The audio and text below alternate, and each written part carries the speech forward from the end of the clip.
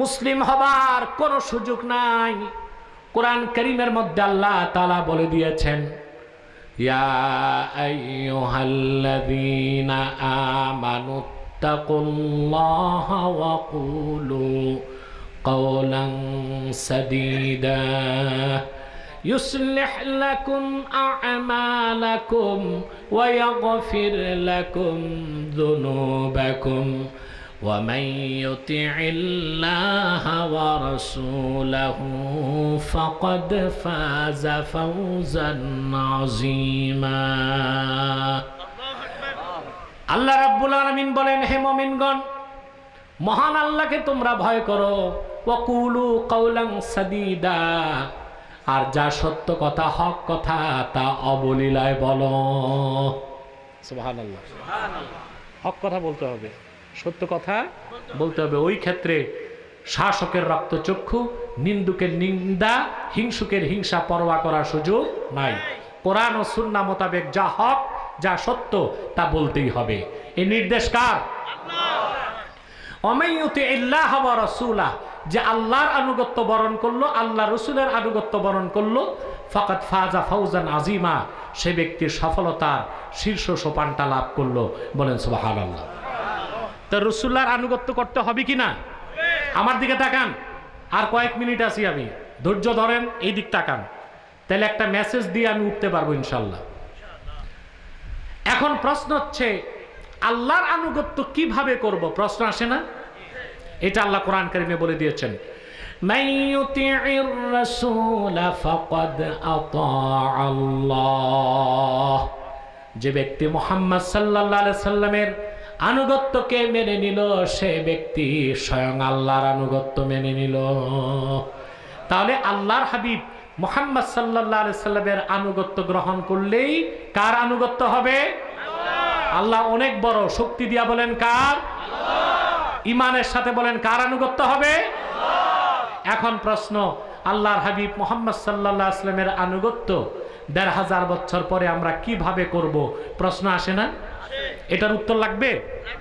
এটার উত্তর দিলেই আমার সাবজেক্টটা পরিপূর্ণতা লাভ করবে ইনশাআল্লাহ। আল্লাহর আখিরি নবী নবীজি মুহাম্মদ সাল্লাল্লাহু আলাইহি ওয়াসাল্লাম আজ থেকে ১৫০০ বছর আগে যে নীতি, যে রীতি, যে সুন্নাহ রেখে গেছেন, জীবনের সকল ক্ষেত্রে সেই নীতি, সেই রীতি, সেই সুন্নতের অনুসরণ করলেই আল্লাহর হাবিবের আনুগত্য হবে। আর আল্লাহর হাবিবের আনুগত্যটাকেই আল্লাহ নিজের আনুগত্য বলেছেন। রাসূলুল্লাহর সুন্নতের অনুসরণ করতে হবে জীবনের সকল ক্ষেত্রে।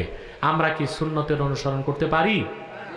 আমরা তো সুন্নতি বুঝি না, কিন্তু দাবি করি নিজেকে সুন্নি, ঠিক না? আমরা কি সুন্নত বুঝি?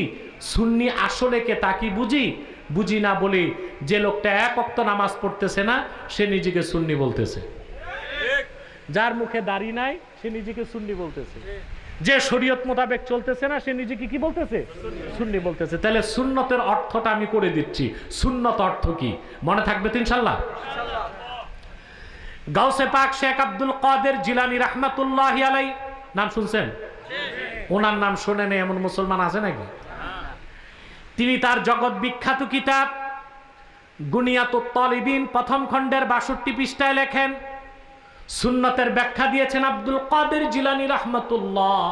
তিনি বলেন, আম্মাস সুন্নাহ ফাহিয়া মা সান্না রাসূলুল্লাহ। আল্লাহর রাসূল সাল্লাল্লাহু আলাইহি ওয়াসাল্লাম ১৫০০ বছর আগে যেটা নীতি হিসেবে নির্ধারণ করেছেন, রাসূলুল্লাহর নির্ধারিত সেই নীতির নাম সুন্নতে নববী। এখন আপনাদের কাছে আমার প্রশ্ন, আল্লাহর হাবিব যে নীতি নির্ধারণ করছেন, শুধু কি নামাজ, রোজা, হজ, যাকাতের ক্ষেত্রেই, না জীবনের সকল ক্ষেত্রে? মানুষের অর্থনীতি কি হবে, সমাজনীতি কি হবে, রাষ্ট্রনীতি কি হবে, শিক্ষা কি হবে, সংস্কৃতি কি হবে, পররাষ্ট্রনীতি কি হবে, লেনদেন কি হবে, দেওয়ানি কি হবে, ফৌজদারি কি হবে, ইহকালীন কল্যাণ, পরকালীন মুক্তির জন্য সকল ক্ষেত্রেই তো রাসূলুল্লাহ নীতি নির্ধারণ করে দিয়েছেন। আমরা কি সেই সুন্নত সকল ক্ষেত্রে মানি? আমরা মানি শুধু নামাজ, রোজা, হজ, যাকাতের ক্ষেত্রে। নামাজের ক্ষেত্রে খেয়াল করি সুন্নত তরক হইল কি না, ঠিক কিনা? আর বাঙালি সুন্নতের পুরা অনুসরণ করে হজ করতে গেলে মিনাতে যখন শয়তানকে পাথর মারতে যায় তখন সুন্নত তো ছাড়বে, দূরে থাক, নফলও ছাড়ে না। হজ এজেন্সির যে মাওলানা তার মাথা চাবায় খায়। শয়তানরে পাথর মারতে যাওয়ার আগে বলে, ভাই পাথর কয়টা নিব, সাইজ কি হবে, কয় আঙ্গুলে ধরব। তার মানে সুন্নত তো ছাড়বে না, নফলও ছাড়বে না। কিন্তু যে লোকটা মিনাতে শয়তানকে পাথর মারতে যাইয়া সুন্নতকে মোটেও ছাড়লো না, ওই লোকটাই বাংলাদেশে এসে মিনার শয়তানের চেয়ে বড় বড় শয়তানের তাবেদারি করে, করে কিনা? তাহলে বোঝা যাচ্ছে সে সুন্নত মানতে চায় নির্ধারিত কিছু ক্ষেত্রে, জীবনের বাকি অংশে সে সুন্নত মানতে চায় না। তাকে এই লোকটাকে প্রকৃত মুসলিম বলা যায়? কথা বলে না। এবার আসেন, সুন্নত হচ্ছে নীতি। সুন্নত কি? জীবনের সকল ক্ষেত্রে সুন্নতকে বিশ্বাস করতে হবে নীতি হিসেবে, আর গ্রহণ করতে হবে আমল হিসেবে। এখন আমল হিসেবে সুন্নতটা কি, নীতি হিসেবে সুন্নতটা কি, আমি কি একটু কি তার ব্যাখ্যা দিব? সবার ধৈর্য আছে? সময় দেখেন তো ভাই। হ্যাঁ, সময় একেবারে 50 মিনিট চলে গেছে, আর 10 মিনিট কষ্ট করবেন সবাই। রাখেন রাখেন, ঘন্টার পর ঘন্টা ওয়াজ শুনবেন, কিছুই মনে রাখবেন না, তাতে তো লাভ নাই। আমরা আর 10-15 মিনিট ইনশাল্লাহ বিষয়টা একটা পর্যায়ে নিয়ে যেতে পারবো ইনশাল্লাহ, ঠিক আছে? আজকের এই দিনের বেলার মাহফিল প্রথম করছেন, আমরা মুনাজাত করে গুনাহ মাফ করে উঠবো, কি বলেন? সবাই রাজি আছেন? তওবা করে উঠবো তো ইনশাল্লাহ? কারা কারা হাত তুলে আল্লাহকে দেখান, জিন্দেগীর সব গুনাহ যেন আল্লাহ মাফ করে দেন, সেই রকম তওবা করে উঠবো। হাত নামান, আল্লাহ কবুল করুক, আল্লাহ মঞ্জুর করুক, বলুন আল্লাহুম্মা আমিন। এখন নীতি হিসেবে সুন্নতকে গ্রহণ আর আমল হিসেবে গ্রহণ পার্থক্য কি, আমি একটা উদাহরণ দিচ্ছি। যোহর নামাজ ফরজ কয় রাকাত? জোরে বলতে হবে। ইমাম যদি 5 রাকাত পড়ায় মানবেন? ইমাম যদি 3 রাকাত পড়ায় মানবেন? কেন? আল্লাহর হাবিব মুহাম্মদ সাল্লাল্লাহু আলাইহি সাল্লাম 1500 বছর আগে যোহর নামাজ 4 রাকাত নীতি নির্ধারণ করে দিয়েছেন। সুন্নত হচ্ছে এই যে যোহর 4 রাকাত ফরজ, 4 রাকাত পড়লেন, নীতি হিসেবে সুন্নত, আমল হিসেবে ফরজ। বুঝাতে পারি নাই? যোহর 4 রাকাত, কয় রাকাত?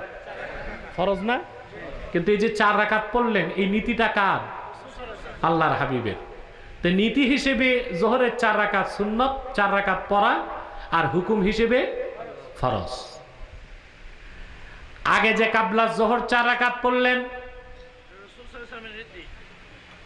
রীতি হিসেবে সুন্নত 4 রাকাত, হুকুম হিসেবেও সুন্নত, ঠিক কিনা?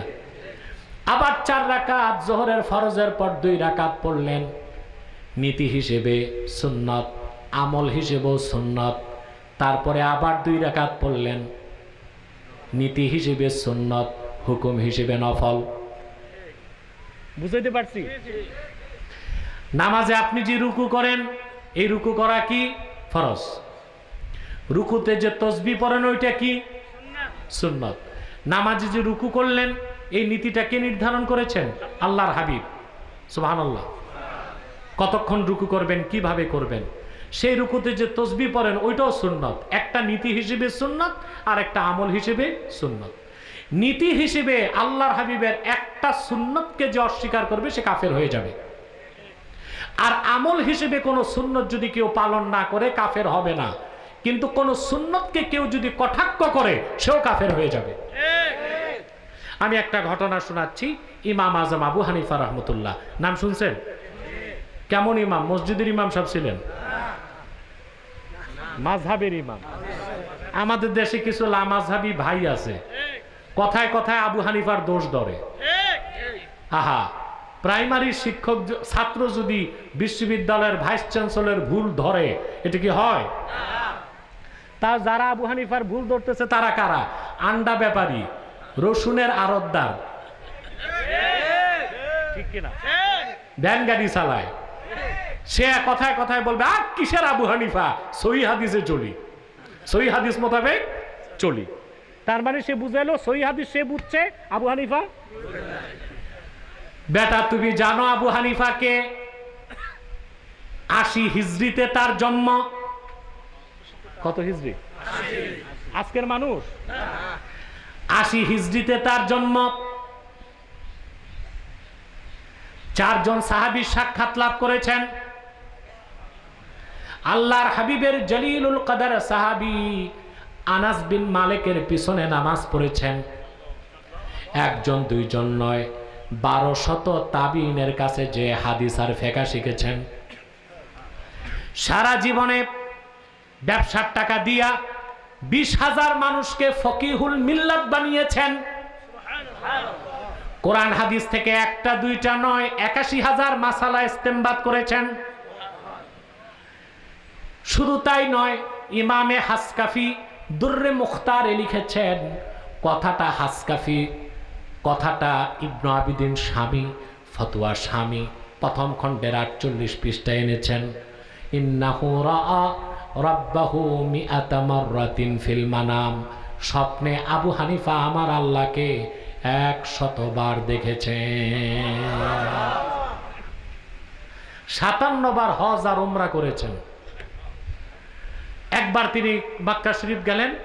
শরীফে মক্কা, মক্কার যিনি গভর্নর ছিলেন, কাবা শরীফের দরজা খুলে দিয়েছেন তার জন্য।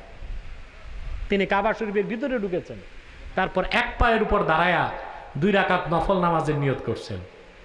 1 পায়ে দাঁড়ায়া